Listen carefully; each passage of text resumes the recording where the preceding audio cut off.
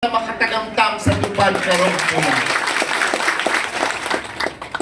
So, mao kani ang akong katuyuan kay gusto na ko nga makitaan nga atong pag-implementar sa tupad dinhi sa atong isla sa Siargao, Hapsay, ang ayuda nga gihatag sa gobyerno o kabalaslan sa inyong pagpaningkamot kay kamo ba nakatrabaho, madawat gud ninyo nga kana siya para sa inyo sa mga gisulti sa atong mga opisyalis. Gamay ra kani pero pwede gyud ninyo kani nga ipangsugod sa inyong mga pangpanginabuhian. Kung kabalo lang kamo, kung saon kani pag gamit sa maayo nga mga buluhaton ug maayo nga mga galamiton, kani mas mulambo pa. Pero sa mga gipromisa ni Kong Bingo kaganiha o sa iya mga kaubanan, daghan pa ang mga kaayuhan nga moabot ka nato.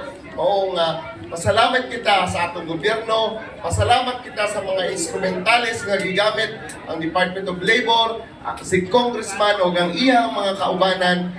O, of course, magpasalamat kita sa inyong kakugi, sa inyong determinasyon nga naglaom nga ang atong gobyerno ana gayon mag-aalalay sa ato sa bisag unsa o nga asa man kita dadon kaning atong mga panahon karon kalisod man, pero ana ay mag-alalay kanunay sa ato salig sa atong gobyerno, salig sa atong kahitaasan kay kita hatagan kanunay og grasya.